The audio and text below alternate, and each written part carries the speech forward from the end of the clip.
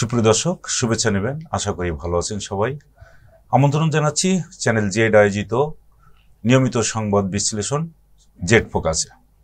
আমি আছি আপনাদের সঙ্গে আমিরুল ইসলাম কাগজি। আজকে আমাদের অতিথি হিসাবে উপস্থিত আছেন বিএনপির স্বনির্ভর বিষয়ক সম্পাদক নীলুফার চৌধুরী মনি। আপনাকে স্বাগত। ধন্যবাদ। আজকে আমরা প্রতিদিন যেভাবে সংবাদ নিয়ে আলোচনা করি, আজকেও বেশ কয়েকটি সংবাদ আমাদের চোখে পড়েছে। এর একটি হচ্ছে যে হলে রাজনীতি নিষিদ্ধ করা হলো, বললেন ঢাকা বিশ্ববিদ্যালয়ের উপাচার্য। আর একটি খবর আমরা দেখতে পাচ্ছি, সেটা হচ্ছে যে বিএনপি এখন নির্বাচনকে সামনে রেখে সমমনা রাজনৈতিক দলগুলোর সঙ্গে আলোচনা করছেন, এটাও একটা বিষয় আছে। আর একটি যে আওয়ামী লীগ এখন কলকাতায় নতুন করে যে অফিস খুলে তারা রাজনীতি শুরু করছেন, এই বিষয়গুলো নিয়ে আলোচনা করব। তো প্রথমে আপনার কাছে জানতে চাচ্ছি যে এই যে নির্বাচন সামনে রেখে ছাত্র দলের যে কমিটি দেওয়া হয়েছিল 18টি হলে, গতকাল রাতেই সেই কমিটিগুলো বা ছাত্র রাজনীতি নিষিদ্ধ করলেন ঢাকা বিশ্ববিদ্যালয়ের ভিসি। এ ব্যাপারে আপনার মতামতটা কি বলেন? ধন্যবাদ আপনাকে। যারা শুনছেন আমার শুভেচ্ছা অভিনন্দন। দেখেন, এটা অত্যন্ত দুঃখজনক একটা অধ্যায়। ভিসি আবার নতুন করে রচনা করলেন এটা, যেটা গত বছর আপনার 5ই আগস্টের সময় যে ঘটনাটা ঘটেছিল তখন নিষিদ্ধ করা ছিল।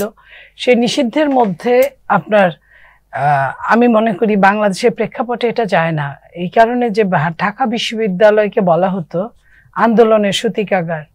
এখান থেকেই আপনার 52, 69, 66, আপনার 71, 90, 24 সবগুলো কিন্তু এখান থেকেই আপনার উদ্ভাবন হয়েছে, সৃষ্টি হয়েছে এবং কন্টিনিউয়াসলি আন্দোলন করেছে। এবং একটা সময় সরকারের পতন হয়েছে, একটা দেশের পতন করে আরেকটা দেশের সৃষ্টি হয়েছে।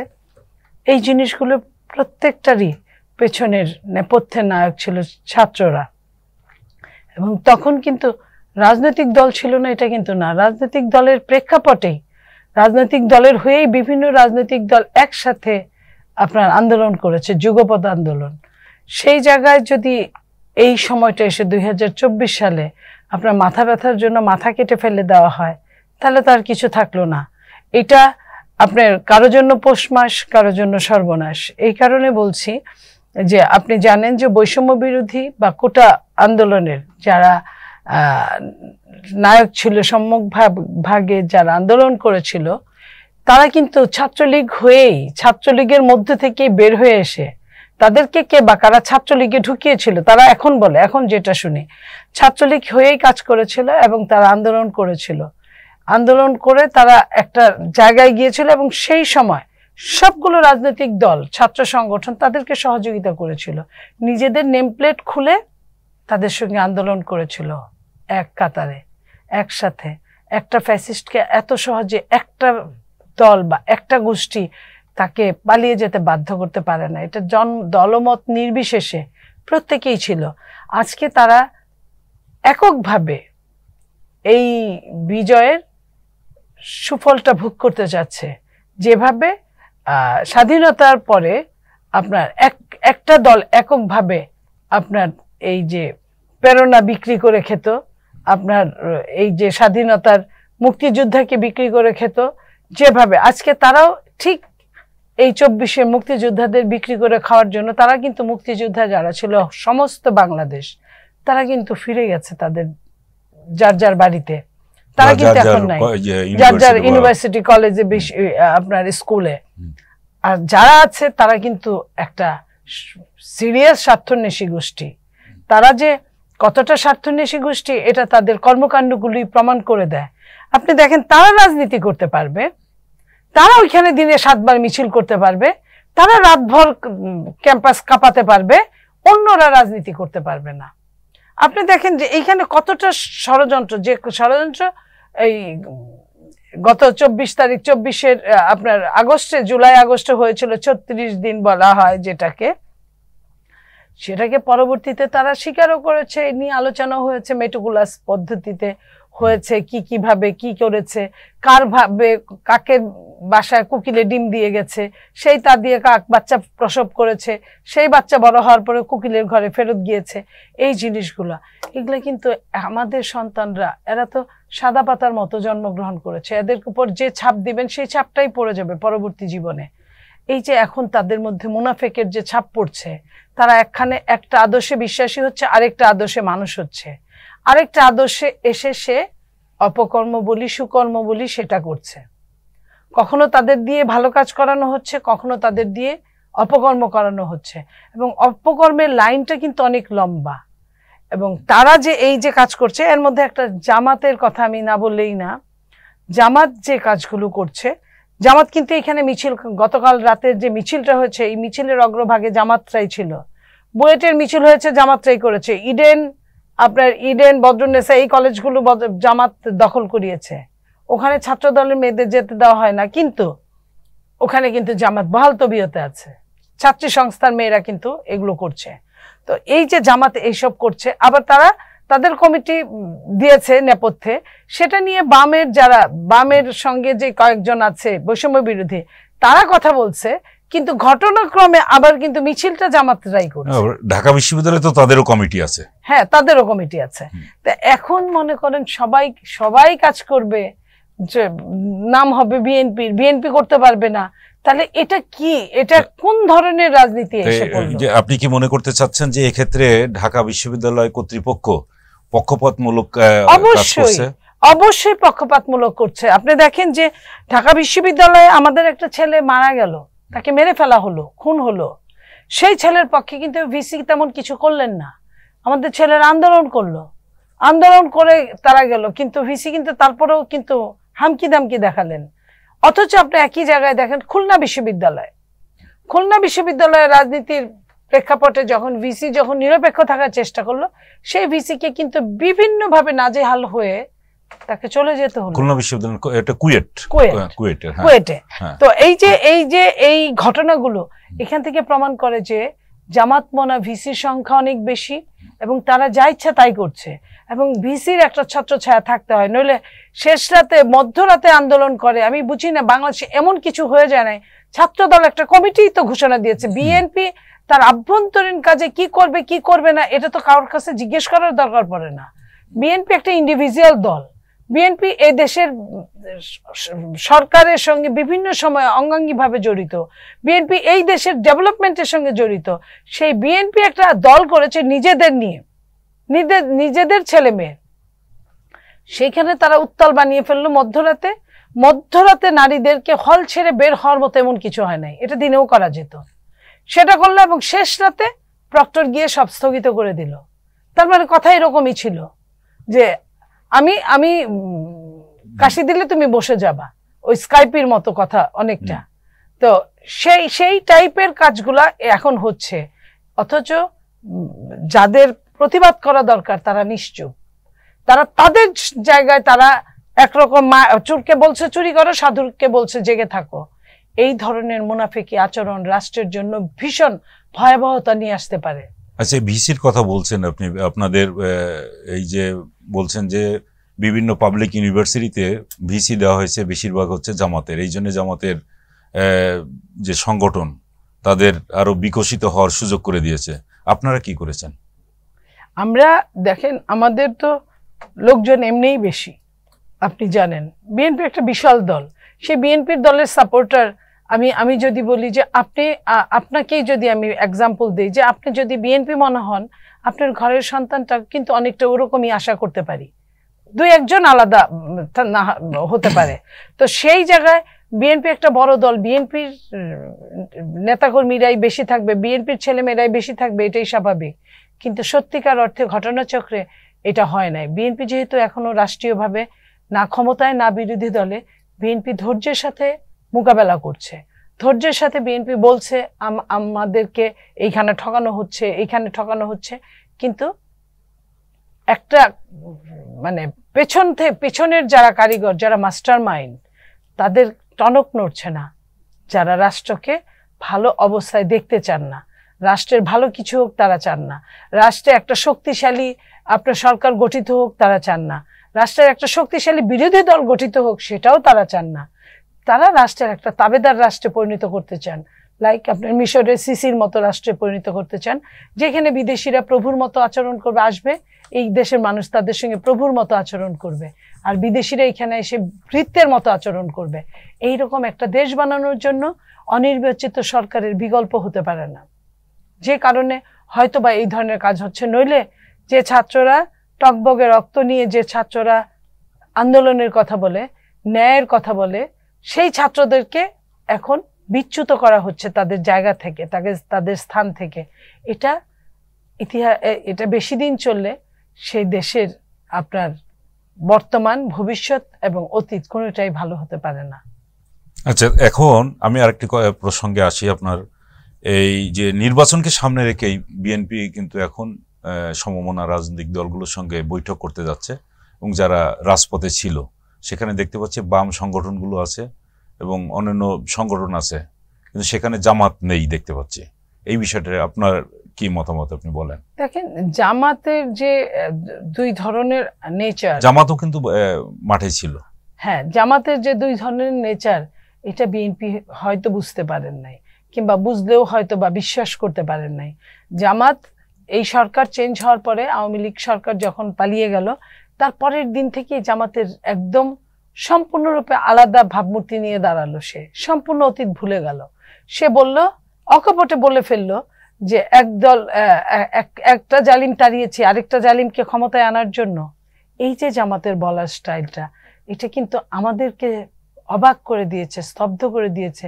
এই জামাতের জন্য বিএনপি 17টা বছর 16টা বছর আন্দোলন করেছে, এবং জামাতের অনেকেই দেশে বিদেশে অনেকেই বলেছে, তোমরা জামাত ছেড়ে আসো, তোমাদেরকে আমরা এই দিব ওই দিব, আমরা একটা সুষ্ঠু নির্বাচন দিব। বিএনপি কিন্তু নিজে থেকে জামাতকে ছাড়ে নাই। যুগপৎ আন্দোলনের কথা বলে বা যেভাবেই হোক, বিএনপি এটা কখনো করে না বা করতে পারে না। তো সেটা জামাত বুঝিয়ে দিল যে বিএনপি এবং জামাত এক না। তারা একসাথে, তাদের প্রয়োজনে তারা আন্দোলন করতে পারে এবং তাদের প্রয়োজনে তারা চোখ পাল্টে দিতে পারে। এখানে বিএনপির কিছুই করার নাই, বিএনপি কিছু করে নাই, এখানে যা করেছে জামাতই করেছে। তাহলে এখানে কি মনে করতে পারেন নাকি বা বুঝতে পারছেন আপনারা যে জামাত যে নেক্সট ইলেকশন আসছে, সেই ইলেকশন তারা পার্টিসিপেট করবে কি করবে না, এরকম সন্দেহ রয়েছে? অবশ্যই। আপনি জামাত দেখেন, এই 1 বছরে জামাত 100 রকম কথা চেঞ্জ করেছে।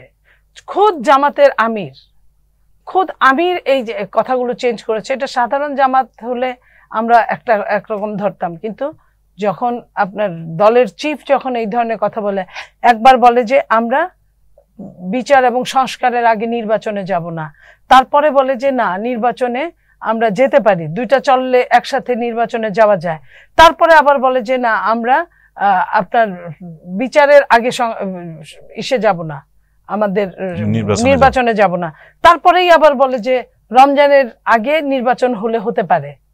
এটা বলার পরেও আবার বলে যে না, পরের দিনই আবার কথা উল্টায় ফেলে, আবার বলে যে আবারও বিচার সংস্কার, বা এরপরে নতুন সৃষ্টি করলো পিয়ার পদ্ধতি। এই পিয়ার পদ্ধতি ছাড়া তারা নির্বাচনে যাবে না। এই ধরনের কথা মানে হলো পায়ে পা দিয়ে যুদ্ধ করার মতো, ওই যে বাগার আপনার হরিণের গল্পটার মতো, যে তুমি পানি ঘোলা করো নাই, তাতে কি তোমার বাবা করেছে, তোমার বাবা না করলে তোমার দাদাই করেছে। তো ওইভাবে যে কোনো ভাবে হোক তারা নির্বাচনে যেতে চায় না। এই কারণে যে এখন তো জামাত সরকারের সাথে আছে, জামাত যে ফ্যাসিলিটিস ভোগ করছে, জামাত যদি জেনুইনলি ক্ষমতায়ও যায় রাষ্ট্রীয়, এই ফ্যাসিলিটিস জনগণের দায়িত্ব নিয়ে যে এই ফ্যাসিলিটিস, অন্যায় ফ্যাসিলিটিস ভোগ করতে পারে না। আপনি বলেন তাদের জন্য আইন একরকম আর সাধারণ মানুষের জন্য আইন একরকম, তাদের জন্য আইন একরকম, ছাত্র দলের জন্য আইন একরকম, তারা এটা বানায়। তারা ক্যাম্পাসে বসবাস করছে, তারা ক্যাম্পাসে রাজনীতি করছে, তারা আবার মধ্যরাতে ক্যাম্পাসে ছাত্র দলের বিপক্ষে আন্দোলন করছে। এই অবস্থা একমাত্র জামাতের দ্বারাই সম্ভব। ধন্যবাদ। এখন আমি আসি, আপনার সবচেয়ে এখন গুরুত্বপূর্ণ আলোচনা হচ্ছে যে আওয়ামী লীগ কলকাতায় বসে তারা পার্টি অফিস খুলেছে এবং বাংলাদেশে তারা ওইখান থেকেই রাজনীতি নিয়ন্ত্রণ করবে, অথবা বাংলাদেশে যে কোনো মুহূর্তে তারা প্রবেশ করতে পারে, এই ধরনের ইঙ্গিত একটা আন্তর্জাতিক সংবাদ মাধ্যমে দেখেছি আমরা। এই ব্যাপারে আপনার মতামতটা কি বলেন? দেখেন, আওয়ামী লীগ এমন একটা দল, আওয়ামী লীগকে তো কেউ পালিয়ে যেতে বলে নাই। আওয়ামী লীগ পালিয়ে গেছে, আওয়ামী লীগের তো দেশে আসতে বাধা নাই। দেশে আসুক, বিচারের মুখোমুখি হোক, আমরা তো এটাই চাই। এই সরকার কি বলে আওয়ামী লীগকে ফেরত নিয়ে আসবে, আওয়ামী লীগ এসে পড়বে, যে কোনো সময় আসতে পারে, এই ভয়টা কাদেরকে দেখায়? 1 নাম্বার। 2 নাম্বার, আমাদের প্রতিবেশী রাষ্ট্র ভারত সবসময় বাংলাদেশকে বাংলাদেশ মনে করে না, আওয়ামী লীগকে বাংলাদেশ মনে করে, যে কারণে সমস্ত বাংলাদেশের মানুষের বিপক্ষে গিয়ে আওয়ামী লীগকে ঠাঁই দিয়েছে। শুধু ঠাঁই দেয় নাই, অফিস পর্যন্ত করার আপনার সুযোগ দিয়েছে। এবং আমরা শুনেছি যে লক্ষাধিক লোক এখন ওই পারে থাকে আপনার আওয়ামী লীগের। তো যারা কিনা তাদের ভিসা লাগে না, তারা ওখানে গিয়ে আপনার মিটিং করছে, মিছিল করছে, কথা বলছে, এইখানে আপনার সরকারের বিরুদ্ধচারণ করছে, দেশের বিরুদ্ধচারণ করছে, দেশ বিরোধী কর্মকাণ্ড করছে। এই জিনিসগুলো, এটা রাষ্ট্রের কথা বলে না, রাষ্ট্রের জন্য এটা কোনো শুভ কাজ না আওয়ামী লীগ যা করছে। তো আমরা মনে করি যে ভারত যদি মনে করে যে আমরা প্রতিবেশী রাষ্ট্র, তা আমাদের সবাই মানে বাংলাদেশ, তাহলে তার বিবেক জাগ্রত হোক, এটা আমরা আশা করব। আওয়ামী লীগকে ওই সুযোগ দিবে না, অন্যায় সুযোগটা। ন্যায়ের মধ্যে থাকলে আমাদের অসুবিধা নাই। যেখানে যে আওয়ামী লীগকে সে পৃথিবীর সমস্ত দেশে গছানোর চেষ্টা করেছে শেখ হাসিনাকে, তাকে কেউ জায়গা দেয় নাই, কিন্তু ভারত তাকে কিন্তু ফেলে দেয় না জায়গা। শুধু জায়গায় করে দিয়েছে তা না, এখন কিন্তু এখানে মিটিং হচ্ছে, মিছিল হচ্ছে, হোয়াটসঅ্যাপ গ্রুপ হচ্ছে, আপনার কি বলে ফেসবুক গ্রুপ হচ্ছে, তারপরে টুইটার গ্রুপ হচ্ছে, বিভিন্ন ইনস্টাগ্রাম গ্রুপ হচ্ছে, বিভিন্ন গ্রুপ বানিয়ে তারা গ্রুপ বানিয়েই ক্ষান্ত হচ্ছে না, তারা অর্থ এখান থেকে উপার্জন করছে, এখানে চাঁদা তুলছে, এই অসৎ কর্মকাণ্ডগুলো পরিচালনা করার জন্য ব্যবস্থা করছে। এই জিনিসগুলোর সুবিধা দিয়েছে আমাদের প্রতিবেশী রাষ্ট্র। কিন্তু তারা তো এর আগেও একবার দিয়েছে, সে সময় তো বাংলাদেশে তারা আন্দোলন সংগ্রাম করেছে, একটা প্রবাসী সরকারও করেছে।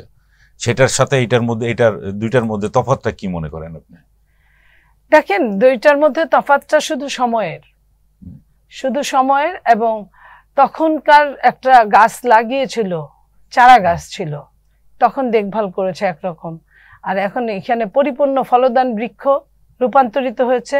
সব ফলগুলো বছরে বছরে পাশের দেশ নিয়ে গেছে। এখন সেইটার জন্য আপনার মনে করেন বীজ হিসেবে শেখ হাসিনাকে নিয়েছে, তার লোকজনদের নিয়েছে, আবার নতুন করে ফল লাগাবে, গাছ লাগাবে, পানি ঢালবে, সেটার জন্য তারা ব্যবস্থা করছে। এবং ভারত এইখানে তার সুদৃষ্টি আমরা দেখছি না। ভারত কারণে অকারণে ওইখানে প্রপাগান্ডা চালাচ্ছে, বিভিন্নভাবে তার মিডিয়া দিয়ে চালাচ্ছে যে বাংলাদেশের এই অবস্থা, সেই অবস্থা, খারাপ অবস্থা, জঘন্যতর অবস্থা, সব কিছুতে ব্যর্থতার অবস্থা। এবং হিন্দু মুসলিম একটা দাঙ্গা বাঁধানোর খুব করে চেষ্টা করা হয়েছিল ভীষণভাবে, এবং অনেকটা পেরেও গেছিল যদি না জাতীয় ঐক্য প্রতিষ্ঠিত ওই মুহূর্তে না হতো। তো এই কাজগুলা ভারত যেটা করছে, এটা খুবই দুঃখজনক। ভারত যদি শুধু তার 7 সিস্টারকে টিকিয়ে রাখার জন্য এটা করতো, আমরা হয়তো অত মাইন্ড করতাম না। কিন্তু ভারত বাংলাদেশকে শোষণ করার জন্য এই কাজগুলো করছে, যেটা আপনার স্বাধীনতার পরে যখন আমরা খুশি হয়েছিলাম, ভারত আমাদের পাশে ছিল, আমরা স্বাধীনতা পেয়েছি, আমরা যুদ্ধ করেছি, আমরা অনেক হতাহতের মাধ্যমে একটা দেশ স্বাধীন হয়েছিল, কিন্তু তখন আমরা বুঝতে পারিনি যে আমাদের লাভের চেয়ে ভারতের লাভ বেশি হয়েছে। কি সুদূর প্রসারী লাভ, কি সাথে সাথে বর্তমান লাভ, ভবিষ্যৎ লাভটা যেমন অনেক বেশি ছিল, বর্তমান লাভও তাদের কম ছিল না।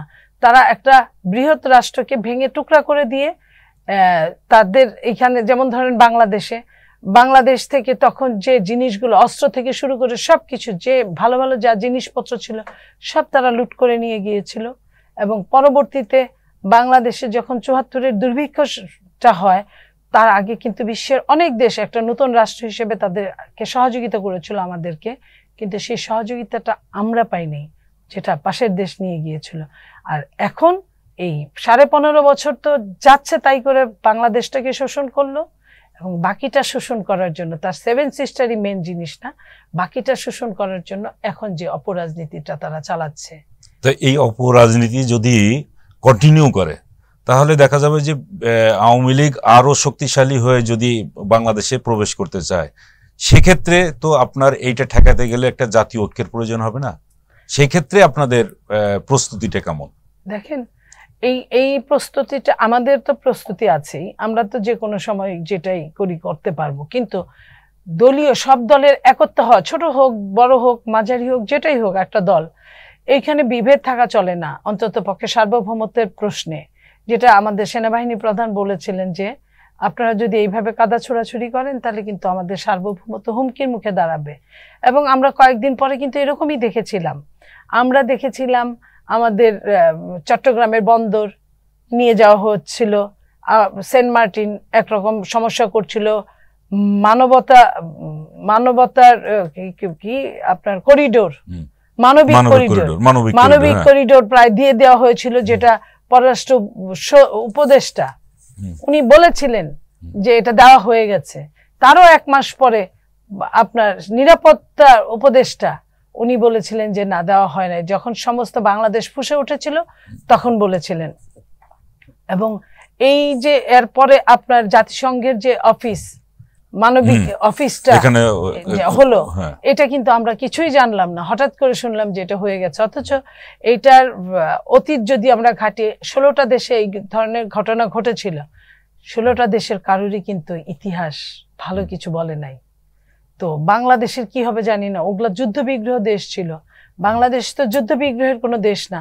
তাহলে কেন বাংলাদেশে মানবিক অফিসটা বানাতে হলো বাংলাদেশে?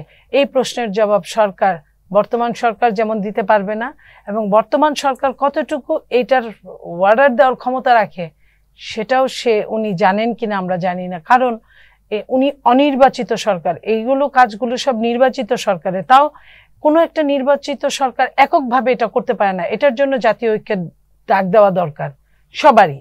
উনি জাতীয় ঐক্য তো দূরের কথা, কোনো দলের সাথে কথা বলেন নাই, ব্যক্তি কারোর সাথে কথা বলেন নাই।